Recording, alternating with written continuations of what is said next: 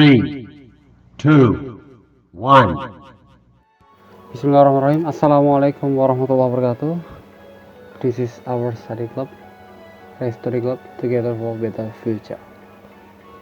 Oke, di sini kita meneruskan penjelasan dari guru kami, Bu Nurul Hayati, mengenai tentang bab diferensial atau biasa kita sebut dengan dalil L-Hospital pada saat di limit.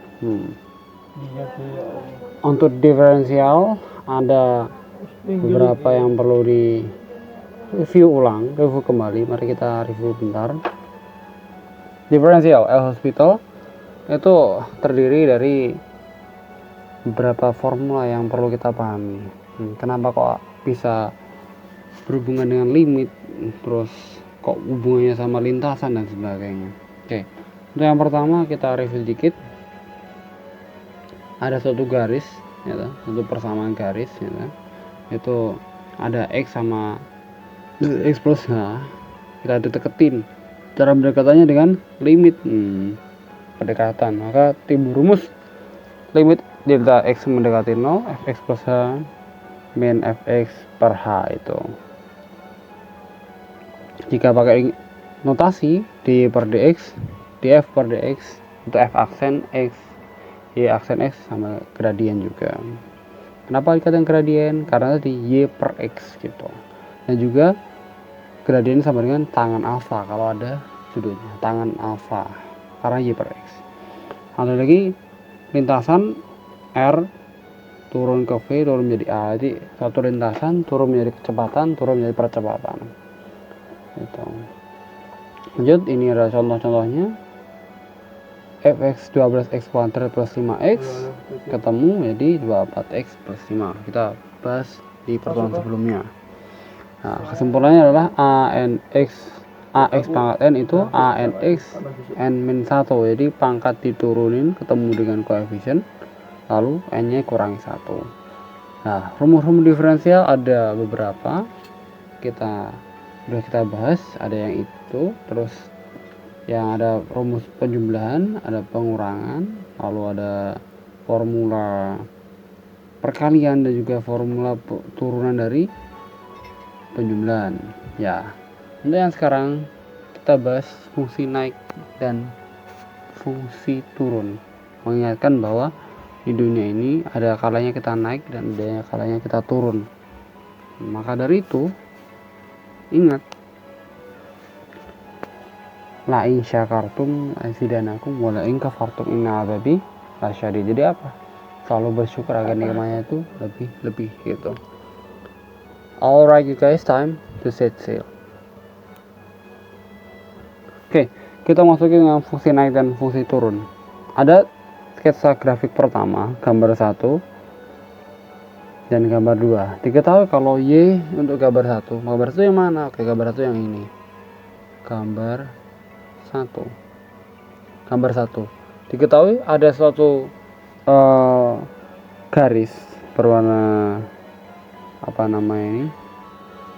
hijau bertemu berimitan sama suatu kurva y sama dengan fx.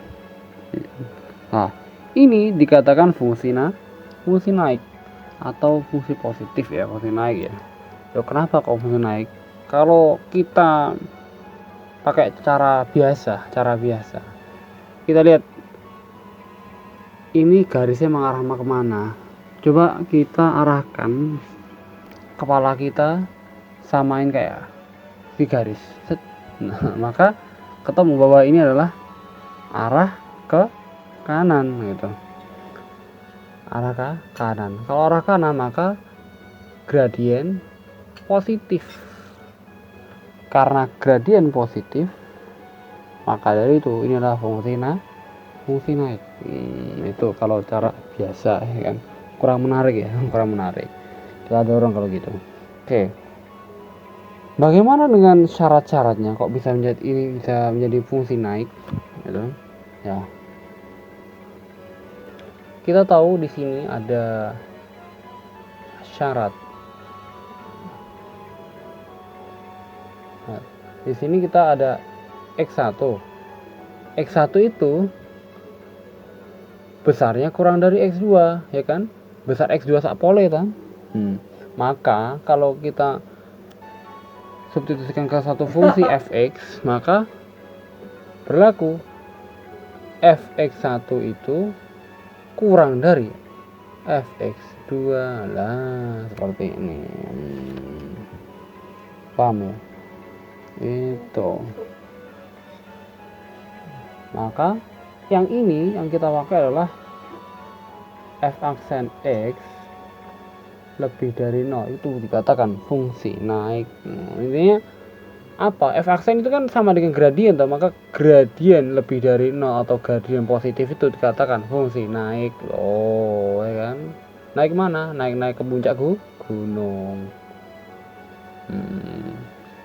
Oke, lanjut. Untuk gambar 2, bagaimana caranya? Kita telah di gambar 2 ini.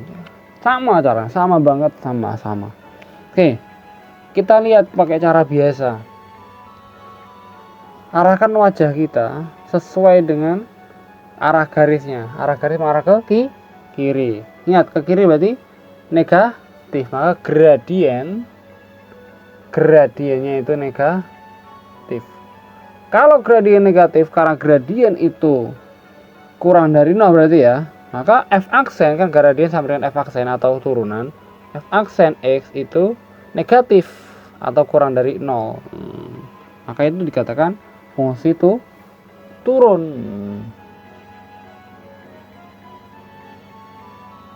Fungsi itu turun. Maka bagaimana caranya dikatakan fungsi turun? Untuk matematisnya biar agak intelek dikit gitu kan. Syaratnya kalau X1 itu lebih dari X2, ya kan loh, iya. X1 ini lebih dari, ya. X1 itu lebih tinggi kan, lebih tinggi dari X2, ya kan. Ini juga X1 lebih kecil kan, lebih pendek dari X2, maka dia naik. Kalau ini X1-nya lebih tinggi daripada X2, maka berlaku fungsi itu turun. Karena apa? X1 itu lebih dari X2, dia menurun gitu.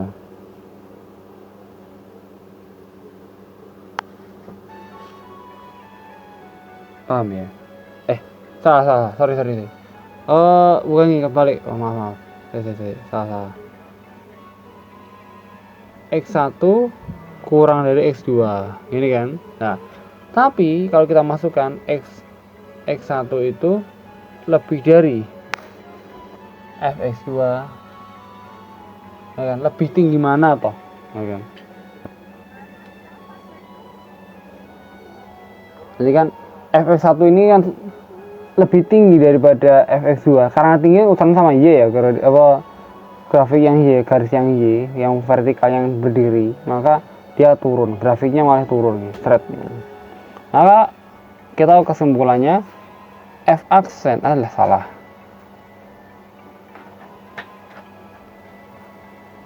F aksen x kurang dari 0, maka gradiennya kurang dari 0 untuk fungsi turun. Maka hal pusing-pusing, kita akan masuk ke kesimpulan langsung aja.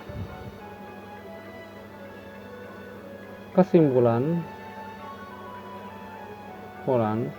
kalau dikatakan fungsi naik,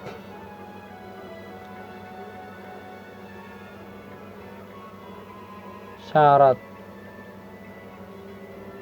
fungsi naik, dan ini syarat fungsi itu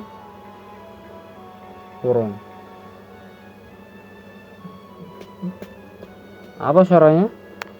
Untuk fungsi naik, kalau f aksen x lebih dari 0, kalau fungsi turun f aksen x kurang dari 0 itu. Nah, ini ada sekilas materi untuk fungsi naik dan fungsi turun. Akan dilanjutkan dengan stasioner ya. Stasioner, apa itu stasioner? Kita akan sambung pada pertemuan berikutnya, insyaallah. akan kita adakan. Oke. Insyaallah bermanfaat, semoga bermanfaat. Sekian dari kami, saya minta maaf kurang lebihnya. Assalamualaikum warahmatullahi wabarakatuh.